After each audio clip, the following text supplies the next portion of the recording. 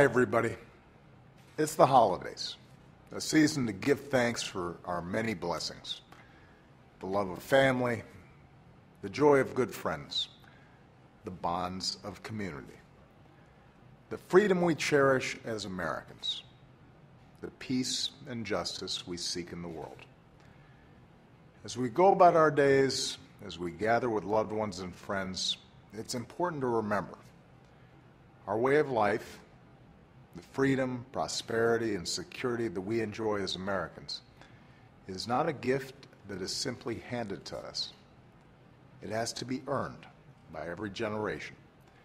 And no one sacrifices more to preserve our blessings than our extraordinary men and women in uniform. That's why on Monday I'll be visiting our troops at Joint Base McGuire-Dix-Lakehurst in New Jersey to salute them for their service and thank them for their sacrifices.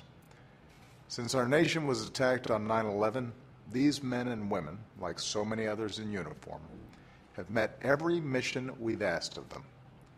They've deployed to Afghanistan and Iraq. In more than a decade of war, this 9/11 generation has worked with the Afghan people to help them reclaim their communities and prevent terrorist attacks against our own country.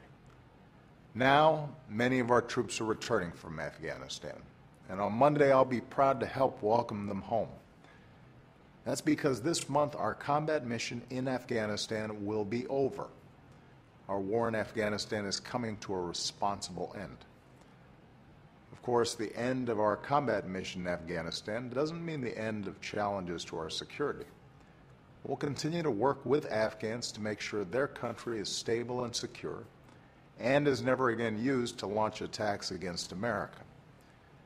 The troops I'll visit on Monday have been part of our mission to degrade and ultimately destroy ISIL in Iraq and Syria. They've been supporting our efforts in West Africa to fight the Ebola epidemic and save lives.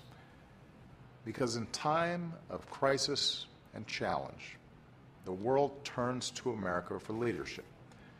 And when the world calls on America, we call on the brave men and women of our armed forces to do what no one else can. So this holiday season, as we give thanks for the blessings in our own lives, let's also give thanks to our men and women in uniform who make those blessings possible. Even as some are coming home for the holidays, many more will be far from their families who sacrificed along with them. There are so many ways we can express our gratitude to our troops, their families, and our veterans. Everyone can do something. To find out what you can do, just go to joiningforces.gov. As a nation, as Americans, let's always keep striving to serve them as well as they have always served us. Thank you. Have a great weekend, and God bless our troops and their families.